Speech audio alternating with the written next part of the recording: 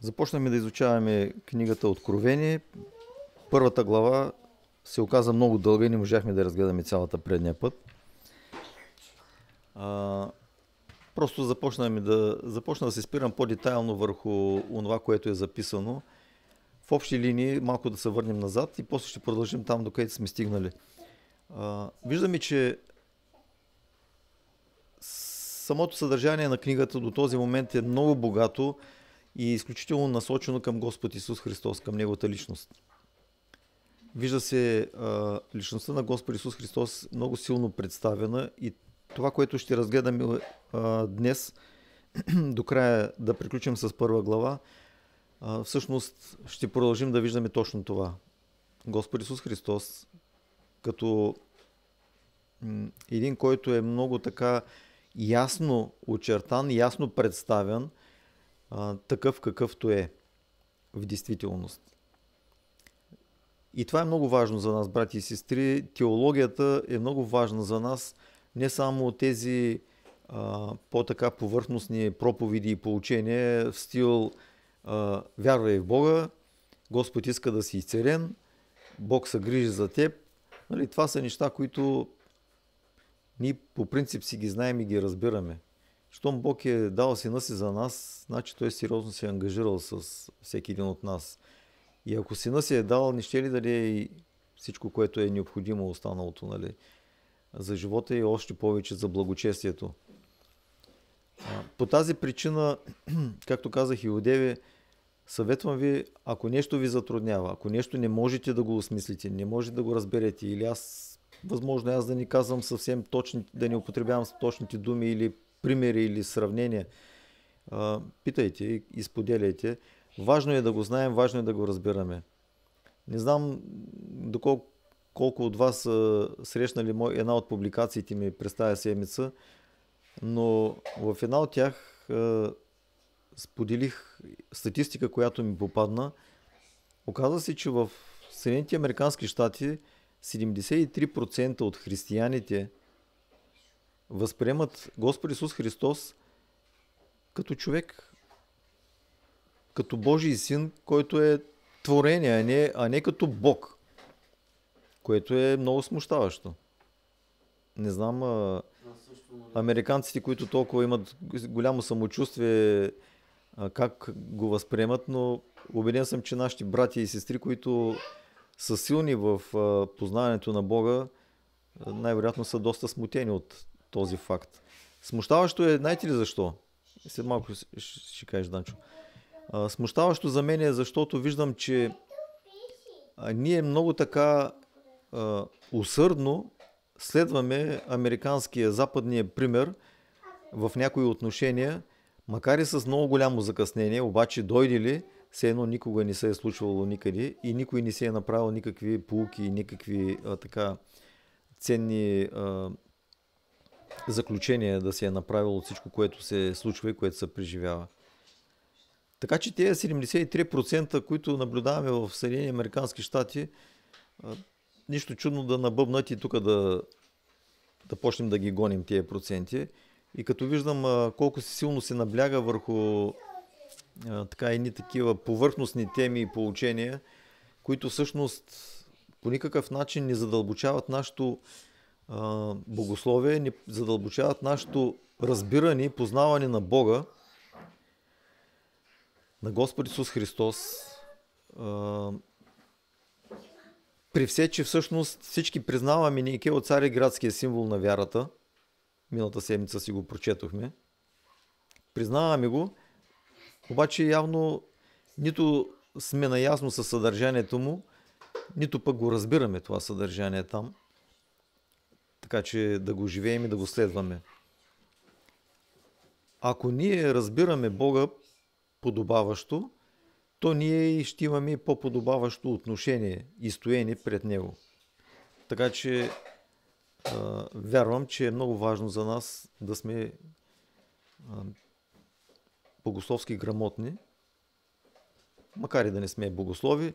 В крайна сметка Словото на Бога, познанието за Бога е нещо, което трябва да е достояние до всеки един вярващ, а не само на определени категории хора, които са учили, завършили нещо си там, някакво образование имат в тая сфера.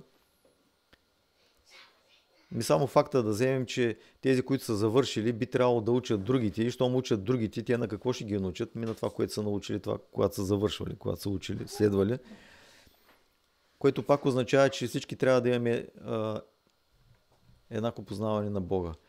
Дори когато свързвам го и с това, което апостол Павел говори в посланието си, първото си послание до Коринтияните, където говори за дарбите,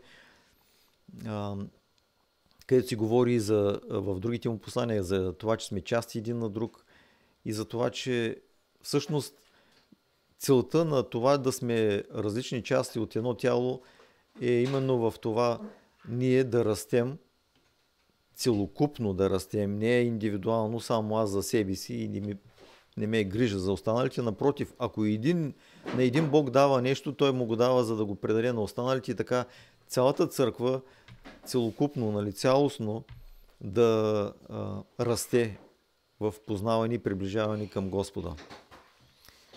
Затова пак казвам, темата е малко сложна, особено когато човек не е изучавал никога до този момент или минавал е през някои неща, но не се е задълбочавал много добре. Но нека сега да положим едни здрави основи върху това, да познаваме Бога, Господ Исус Христос в Неговата цялост. Нещо искаше да кажеш? Не, точно за тази статия, където е публикува. Да. Не само в Америка да ги имате скоро. Убедих се, че и в България ги има. Има ги, нали? Доста ги има. Ние обикновено следваме не само хубавите ми и лошите неща. Скоро аз попаднах в една ситуация, който се опитаха се да ме вкара в една такава пажина. Между трима пастори и един да ги скара двамата, защото бил му от него хората, искаха да намесят мене вътре. Това е в град, нали, не искам да споменавам. Не е нужно. И аз казах, тръгнах, да, бях готов. Бях заводен към един, да му подам ръка, но като се замислих, къде тръгвам и какво правим, и тотално се отказах. Точно в същия ден, в който аз ще го направя това, ти точно беше публикувал това. И си казах, аз ставам от един от тези хора. Добре, радвам се, че си се усетил и си имал така възможността да успееш да се овладееш, така че да не се грешиш по такъв начин. Понякога хората се опитват да ни вкарат в някакви свои там неща, с които всъщност да ни вкарат в грях и в беля, но хубаво е, когато човек се усеща и има така възможността и способността да излезе от ситуацията успешно. Радвам се. Така, нека да продължим. Стигнахме до къде стигнахме? 12 стих. Прочетохме си 7-те църкви. Нали? Само бегло си споменахме някои неща за тях. Когато вече отидем на 2 и 3 глави, там вече по-подробно ще ги разгледаме 7-те църкви, съответно и техните водачи, онова, което Господ Исус има към тях, било като похвала, било като упрек, за да може да ги коригира и да ги представи съвършени пред себе си. Но в момента продължаваме с 12 стих до края. Ще го прочетем текста, да си го припомним. И обърнах се да видя този, който ми проговори, и като се обърнах, видях 7 златни светилника. И сред светилниците един като човешкия син, облечен в дълга дреха и припасан около гърдите с златен пояс, а главата и косата му бяха бели като бяла вълна, като сняг, и очите му като огнен пламък, и нозете му приличаха на лъскава мед, като в пещ причистена, и гласът му беше като глас на много води. И имаше в десницата си 7 звезди, и от устата му излизаше двуостър меч, и лицето му светеше, както свети слънцето в силата си. И когато го видях, паднах при нозете му като мъртъв. А той положи десницата си върху мене и каза: не бой се, аз съм първият и последният и живият. Бях мъртъв и ето жив съм до вечни векове. И имам ключовите на смъртта и на ада. Напиши това, което си видял, и това, което е, и това, което има да стане после. Ето е тайната на 7 звезди, които видях в десницата ми, и 7 златни светилника. 7 звезди са ангелите на 7 църкви и 7 светилника са 7 църкви, които видяхме, че в 11 стих са изброени. Църквите до Ефес, Смирна, Пергам, Тиатир, Сардис, Филаделфия и Лаудикия. И обърнах се да видя този, който ми проговори. Като се обърнах, видях 7 златни светилника и сред светилниците един като човешкия син. И тук следва едно описание, облечен в дълга дреха, припасан около гърдите с златен пояс, а главата и косата му бяха бели като бяла вълна, като сняг, и очите му като огнен пламък, и нозете му приличаха на лъскава мед, като в пещ причистена, а гласът му беше като глас на много води. И имаше в десницата си 7 звезди, и от устата му излизаше двуостър меч. И лицето му светеше както свети слънцето в силата си. Това е едно много богато описание на Господ Исус Христос. Разбира се, че апостол Йоан всъщност вижда външността на това, което стои пред него, а именно Господ Исус Христос.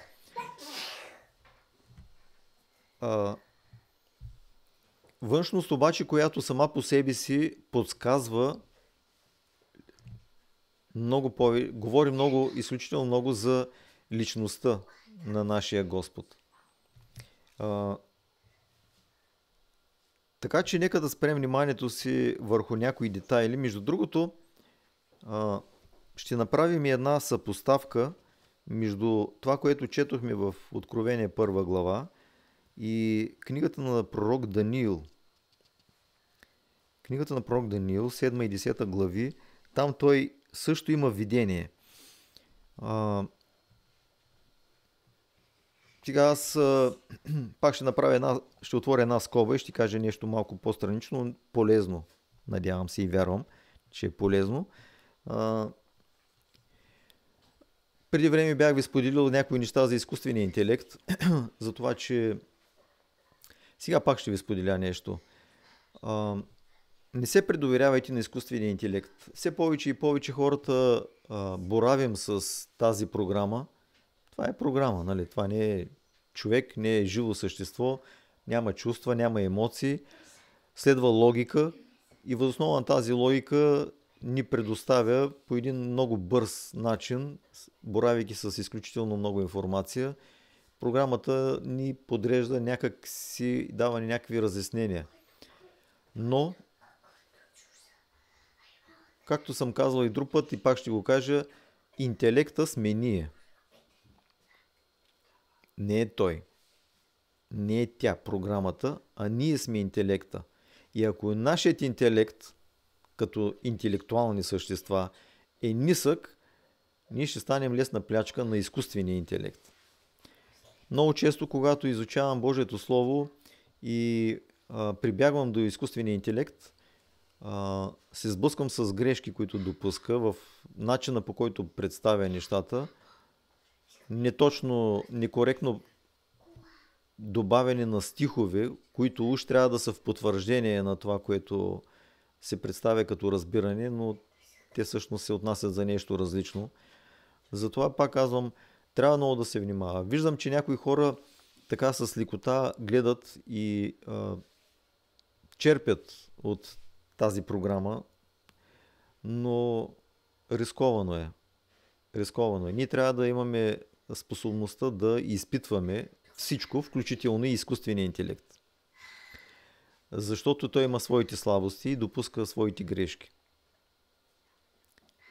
Неколкократно съм правил корекции. Днеска също повдигнах една тема, един въпрос и в крайна сметка направих една корекция, която той обаче възприема. Нали? Когато му се обесновеш и когато си прав и когато това, което заявяваш е безспорно, той може да го прецени и казва, да, така е, нали? И прави необходимата корекция. Но ако ти не го уловиш, считай се за уловен от него, от неговата слабост, от неговата неточност.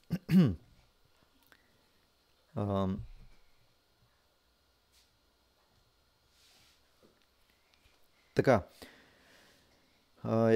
Защо ви го споделяме това? Защото, примерно, когато разглеждахме точно тези пасажи в Откровение и в Даниил, нали, формулировката, която той даде, беше, че Йоан се позовава на това, което Даниил е казал. Истината обаче, брати и сестри, е много по-сериозна и по-дълбока. Йоан не черпи от Даниил информация за Бога и да го представя такъв, какъвто Даниил го представя. Напротив, какво имаме всъщност на личност? Имаме двама мъже, Божии хора, пророк Даниил и апостол Йоан. Двамата в своето време имат видение от Божия страна. Бог им дава видение. В това видение Бог им се явява, дава им да го видят по определен начин, за да могат да го опознаят, да го опишат и така, че ние, когато четем тези книги, тази информация, онова, което на тях им е представено да видят, да можем и ние да го видим чрез прочета и да възприемем онова, което Бог иска да каже не само на тези двамата, но и на народа си изобщо като цяло. Така че не е коректно да кажем, че Йоан взема от Даниил и представя в негов стил, а напротив, по-скоро ние виждаме, че тези двама мъже, всеки във времето си, няколко стотин години ги делят във времето двамата, и единия и другия виждат личност по един и същи начин представена. Но има малка разлика там. В единия случай и в другия. И днес ще видим къде идва тази разлика и защо е тя такава. Така, в Даниил 7 глава, 9 стих се говори за древния по дни. Древния по дни. Тук се говори за Отец, говори се за Бог, за Яхве. Облеклото му е представено бяло като сняг, космите на главата му са като чиста вълна. Така го вижда пророк Даниил. В Откровение 14 стих, който четохме тук, се казва, главата и косата му бяха бели като бяла вълна, като сняг. Има пълен синхрон, нали, между единия и другия. Само, че тук виждаме една разлика в Даниил. Даниил вижда образа на Яхве, на Бога, на Отец. Тук в Откровение пък апостол Йоан вижда Господ Исус Христос. В крайна сметка и Отец и Сина ги виждаме по един и същи начин представени. Защото, както казахме и през миналата седмица, Господ Исус Христос и в ущърб на онова, което говори статистиката за тези 73% в щатите, които не възприемат Исус като Бог, а като Божий човек, като пророк, Божий син, като един от нас, само че е първия измежду нас. Пак ще ги повторя тези неща, пак ще си ги кажем, за да могат да бъдат възприети и разбрани. В крайна сметка ние виждаме, че Господ Исус Христос е представен като Бог. Заедно с Отец. Не е представен като творение просто, а е представен по същия начин като Отец, което потвърждава отново и отново това, което много интензивно казах и виждаме, че наблюдаваме, докато изучаваме още първата глава от книгата Откровение, че Господ Исус Христос е Бог. Но не само Бог, защото забележете, когато Йоан се обръща, какво казва той? И всред светилниците той вижда един като човешкия син. Отново, Откровение ни говори за Божия син и човешкия син. Личността на Господ Исус Христос, както и миналата седмица разясних. Отново ще го повторя, за да бъде така по-ясно и да се свикне с тази мисъл и с това разбиране. Господ Исус Христос е Бог и човек. Роденият от Бога е Бог, роденият чрез човек, чрез Дева Мария е човек. Тези две личности, тези две естества се съчетават в една личност. Като пак споменавам, те не се сливат, като по този начин всяка от тях да се размие и да стане малко от старото, малко от новото и нещо средно и нещо, което всъщност не е нито старото, нито новото. Нито едното, нито другото, искам да кажа. Нито пък тези две естества се разделят, като по този начин да се получи конфликт, конфронтация вътре в самата личност. Но напротив, те се събират, съчетават се в една личност, в абсолютно единство. Мистерия, тайна е. Личността на Бога е тайна за нас. Самият Бог е тайна за нас. Господ Исус Христос е тайна за нас. Но Словото Божие ни дава някои разяснения, благодарение на които всъщност ние можем да стъпим здраво върху тази основа.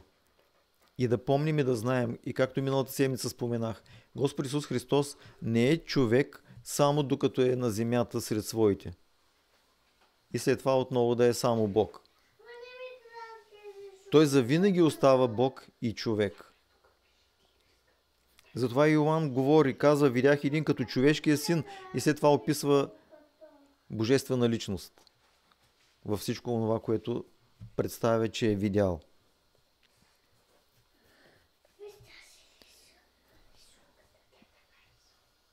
Има неща, които ги приемаме с вяра. Така да го кажем. Има неща, които ги приемаме с вяра. Не толкова с опита, който имаме, защото такъв опит няма на земята. Няма такова наблюдение на земята. Но чрез Божието Слово Бог ни се разкрива. И това, което Той ни открива в известна степен, доколкото Той ни разкрива за себе си, ние го приемаме и го следваме с вяра. И го изповядваме, че е така. Дори да не мога да го осмисля в пълнота. Не мога да го осмисля в пълнота. Ама ние много неща не можем и от това, което познаваме, да осмислим. Кой може да осмисли как работи GSM-а му? Кой може да осмисли как работят тези вълни, с които боравят телефоните, GPS-ите и всичко това, и как в един момент, ако ние тук 10 човека си включим телефоните, нищо не се оплита в тая мрежа, ами всеки си води своя разговор или си чете своята статия или си пише своето послание, без изобщо да се омешат, без изобщо да се слеят и да се обърка нещо. Можеш ли да го обясниш това?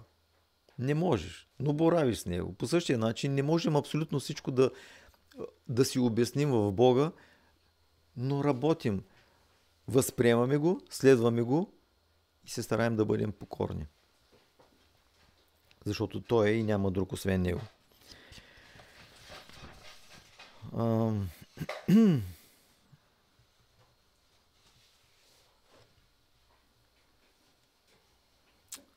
Пророк Даниил също вижда в 7 глава 13-14 стихове се говори за това, че вижда един като човешкия син. Само че ако Даниил говори за това, че е видял един като човешкия син, който получава царска власт и царството, тук вече апостол Йоан потвърждава, че Исус е получил царската власт и царството.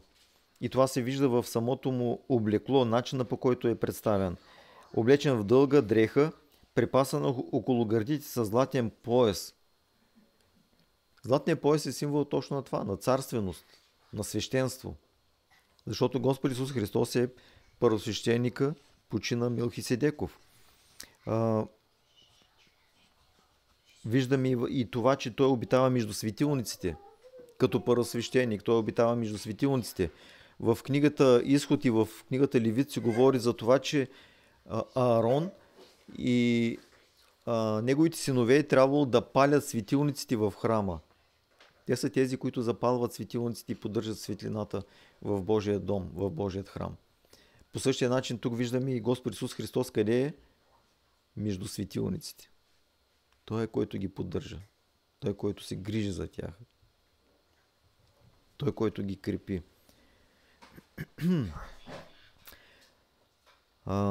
В Даниил 10 глава, 5 и 6 стихове се говори за човек, облечен в ленена дреха, опасан с злато, тялото му като топаз, лицето му като светкавицата, очите му като огнени лампи, светилници, ръцете и нозете му като блестяща мед, гласа му като глас на много води, на много хора.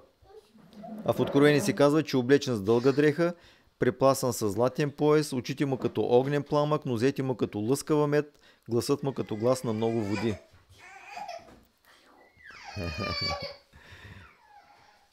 Како разплака ли та? Емчо, не разплаквай момиченцето е. Айде всеки да си рисува в книжката.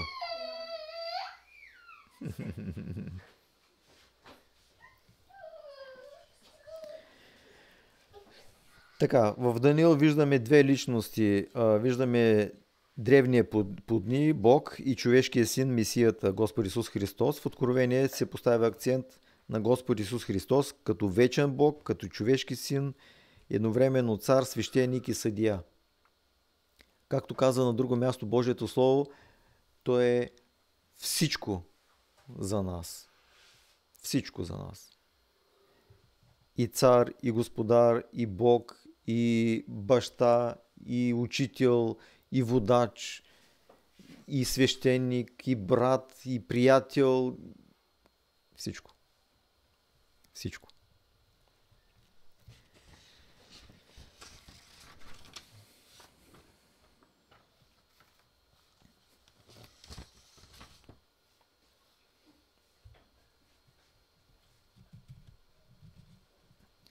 Споменаваше се тук за това, че говори се за това, че от устата му излиза двуостър меч. На друго място е пояснено, че този меч двуостър е Божието Слово. Словото, което апостол Павел описва като двуостър меч, който разсича и разделя тялото и душата и всичко. Слово, което изследва и издирва абсолютно всичко. Слово, от което никой и нищо не може да обегне. Слово обаче, което воюва. Не само изгражда, но и воюва. Слово, което побеждава враговете. И ние ще видим по-нататък в книгата Откровение, че Господ Исус Христос идва за да царува, идва да управлява. И Той ще възтържествува над враговете си. Ако си спомнете, видяхме това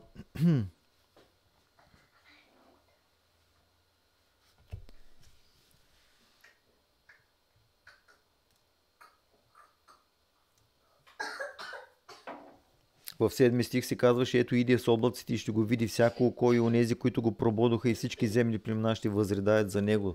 Така е. Амин. Тук направих това уточнение, че пророк Захария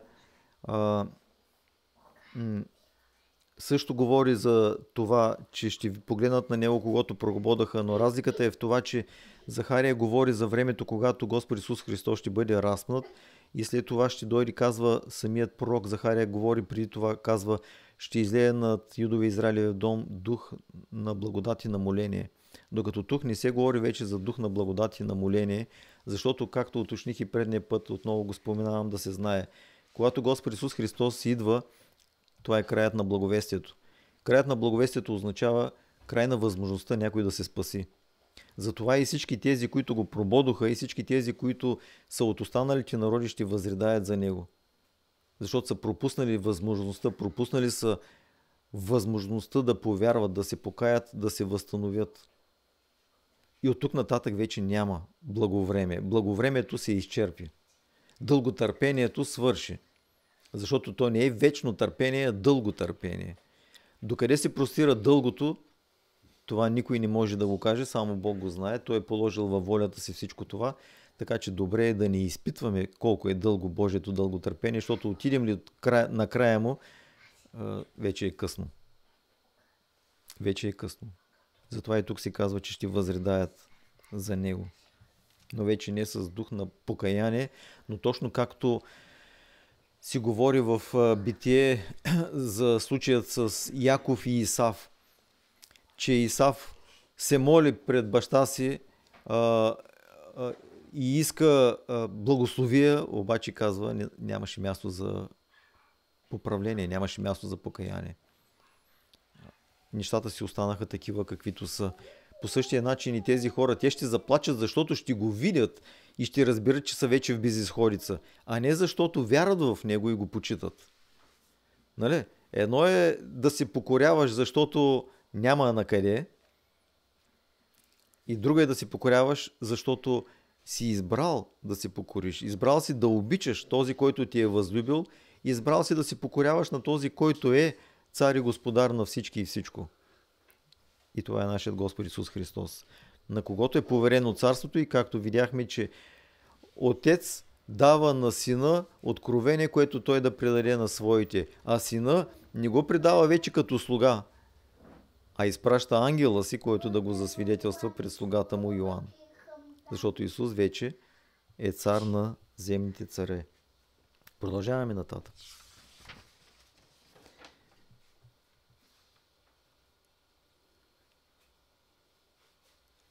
И като го видях, казва, паднах при нозете му като мъртъв, а той положи десницата си върху мене и каза, не бой се, аз съм първият и последният и живият. Кой е първият, последният и живият? В Стария Завет не е ли Яхве, Бог Отец, който се изявява по този начин? И всъщност тук вече Господ Исус Христос отново има своите божествени претенции. Той казва, аз съм първият и последният и живият. Аз съм.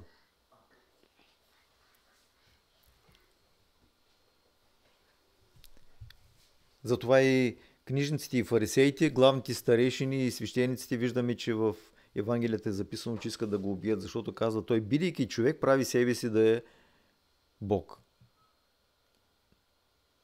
Но той за себе си свидетелства това, че е Божий син, което означава, че е Бог.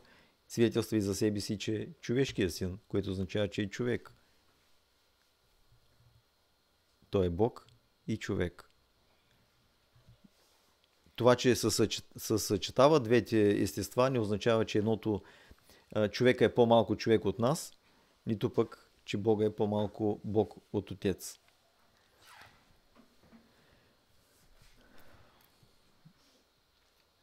Той положи десницата си върху мене и каза, не бой се, аз съм първият и последният и живият. Това е много важно уточнение. И живият. Апостол Йоан е един, който е видял Господ Исус Христос се разпънат. Видял го е как умира. И ние виждаме в Евангелията как е записано, че самите апостоли, самите ученици са били в изключително затруднено положение, когато Господ Исус Христос е положен в гроба. Те са в много деликатно положение. Свикнали са с Божия син да е до тях, мисията, да съпътстват мисията, да го слушат, да го наблюдават, да му се доверяват, да разчитат на него и в един момент са сами.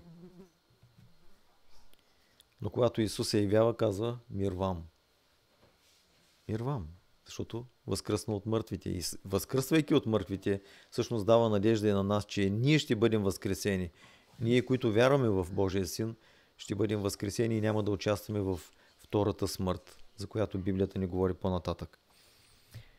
Живият. Това е една голяма утеха, брати и сестри, защото ако нашият Господ е мъртъв, то няма надежда за нас никаква.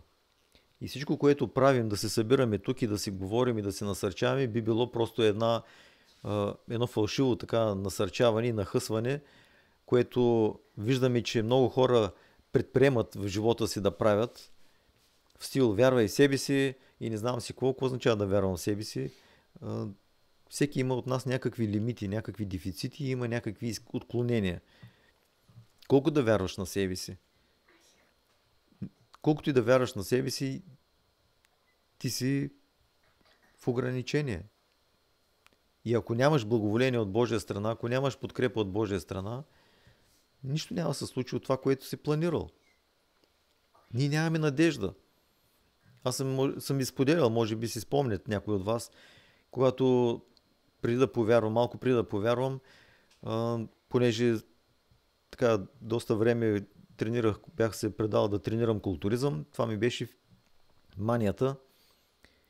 И веднъж се прибирам от работа и идва една мисъл в главата ми, и аз не знам откъде и как и защо. Идва мисъл в главата ми, добре, правиш това тяло, трупаш тая мускулна маса, добре, успяваш, вървиш, напредваш и в един момент утре умираш и те заравят. Какъв е смисъла? И аз бях много неподготвен за този въпрос, се оказа. Не знаех какво да отговоря. Помислих и си казах, нещо трябва да правя. Ето това е, че когато човек няма Бога, няма цел, няма смисъл в живота и ти си търсиш някакъв смисъл, търсиш си нещо, което да го превърнеш в смисъл на твоето съществуване. Обаче колко време? Година, 100, 10, 20, 50, 100, 200 свършва в гроба. Приключваш. И всичко, за което ти си се раздавал, за което си живял, приключва, изчезва. И когато открих Бога, по-точно когато Бог ме призова и ми се разкри, тогава намерих смисъла на моя живот, смисъла на съществуването ми. Да го познавам, да го следвам и да работя за царството му. И да се стремя към царството му, за дано успея с Божията милост и благодат и аз да бъда част от спасените и аз да вляза в Царството небесно и да се радвам на това блаженство, което Господ обещава на онези, които го обичат. И това е една надежда, една кауза, която си струва всяка жертва, всичко, което преживяваме, си струва да го преживеем. Струва се да го изтърпим. И незгодите, и неприятностите. И както написах в една друга публикация, не е мразен онзи, който знае истината. Мразен е онзи, който я заявява, онзи, който я твърди. И ние виждаме, че това е валидно за Божиите хора. Божиите хора са заявявали Божията истина. Те са я декларирали, те са я отстоявали в един нечестив свят. И това им е коствало понякога дори и живота. Не само, че са били затварени в тъмница, не само, че са били подлагани на лишение, на някакъв тормоз, но дори са били убивани. Някои от тях са били убивани по особено жесток и грозен и ужасен начин. И те са го изтърпявали. Защото са знаели смисъла на живота, смисъла на съществуването. Знаели са истината и се отстоявали и са били наистина, както разгледахме по-предния път, са били наистина стълбове и опора за истината. За да може истината да не пропадне, но да стигне до нас. А ние пък сега сме призвани да я задържим и да я закрепим на тая земя, така че онези, които дойдат след нас и те да я имат, за да могат да я следват.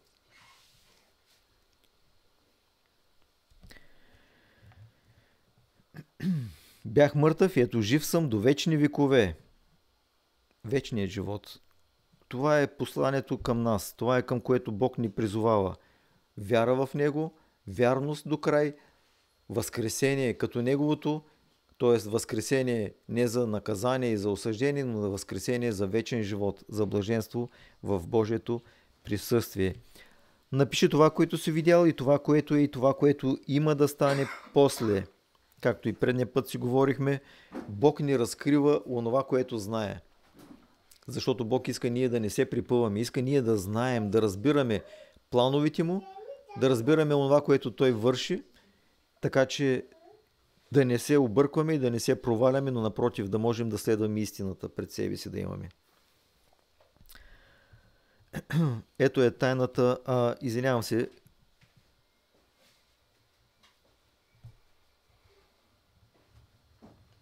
тук им пропуснах нещо в 18 стих. Бях мъртъв и ето жив съм до вечни векове и имам ключовите на смъртта и на ада.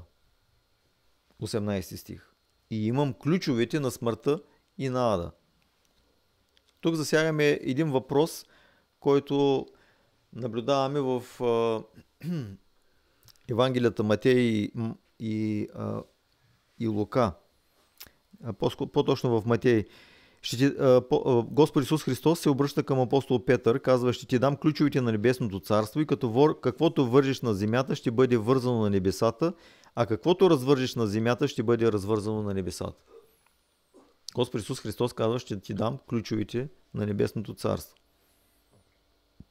Каквото вържиш, каквото развържиш, От теб зависи. Тук виждаме, че Исус казва: и имам ключовете на смъртта и на ада. Тоест аз мога да спасявам и аз мога да оставям да погине. И всичко това обаче не зависи от неговият каприз, от капризите на Господ Исус Христос, а зависи от отношението ни към Него. От отношението към Него. Тоест, Бог няма някакви такива порочни критерии, въз основа на които спасява и въз основа на които праща в огненото езеро, но той има ясни критерии, които не са, пак отново казвам, плод на негови капризи, но са въпрос на истина и на правда. Защото да вярваме в Бога и в Господ Исус Христос е правда, която се вменява на човека, който е повярвал. Истина ви казвам, каквото вържите на земята, Матея 18 глава, през една глава, ще бъде вързано на небесата, и каквото развържете на земята, ще бъде развързано на небесата. Няма да се спирам върху темата за вързване и развързване. Доста глупости можем да видим и да чуем около себе си и в интернет пространството, в самата мрежа, но няма сега да се спираме, ще го прескочим, друг път ще го разглеждаме.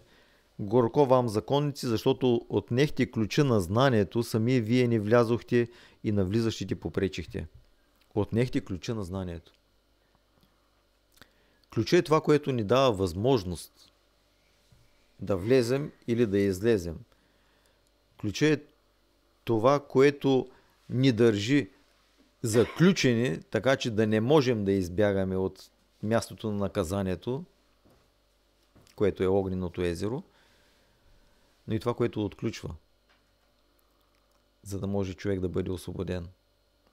И онзи, който е бил пленник, да бъде освободен и да получи достъп до Божието царство. И този ключ, тази възможност е вярата в Господ Исус Христос. Няма друг път към Бога. Няма друг път към Отец. И няма два Божии народа. Има един Божий народ и това са онези, които вярват в Божия Син, Господ Исус Христос. Всичко друго се счита за негови врагове.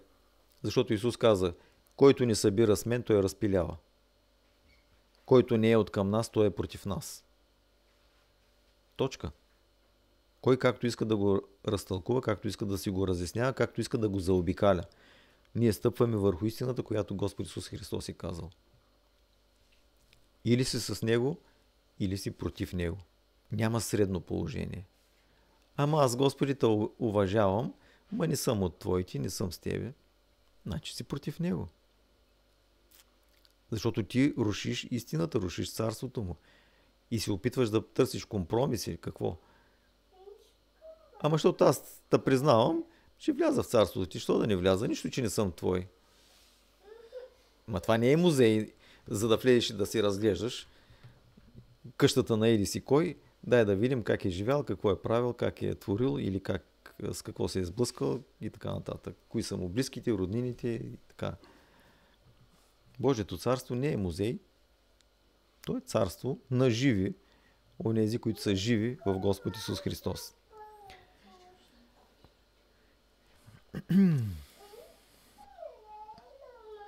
Ето е тайната на 7-те звезди, които видя в десницата ми, 7-те златни светилника. 7-те звезди са ангелите на 7-те църкви, 7-те светилника са 7-те църкви.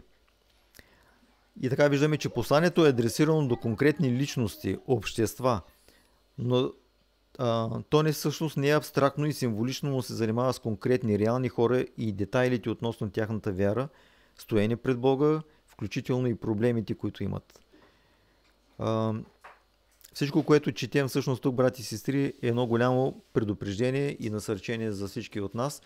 И всеки от нас, и като общество, като цяло, нали, като църква, и като индивидуално стоене пред Бога, всеки от нас може да изпитва сърцето си и да изпитва себе си според това, което четем и което виждаме, за да можем да се поправяме с време, защото сега е благоприятно време. Времето е точно такова, спасително. Сега е времето, в което да се поправяме, в което да се коригираме, в което да се задълбочаваме, в това да търсим Бога, да го следваме и да вършим Неговата свята воля. Господ Исус Христос е този, който държи в ръката си ангелите на църквите. Звездите са ангелите на църквите, т.е. водачите на тези църкви, епископите, които са поставени там. Макар и всъщност вниманието да се фокусира върху една сравнително малка територия на фона на всичко, което вече е достигнато чрез благовестието, ние виждаме една универсалност в посланието, което Бог отправя към тези църкви. Но за това ще си говорим следващия път, когато ще започнем да разглеждаме 7-те църкви и 7-те ангела на тези църкви, т.е. звездите, които са в ръката на Господ Исус Христос. Успокоителното и приятното е, което да знаем, че Господ е между светилниците. Не сме оставени, не сме забравени, не сме сами. Господ е между нас. Неговият огнен поглед ни наблюдава и внимателно следи всичко, което се случва с нас. Повече относно това, което Той вижда в нас, следващата седмица.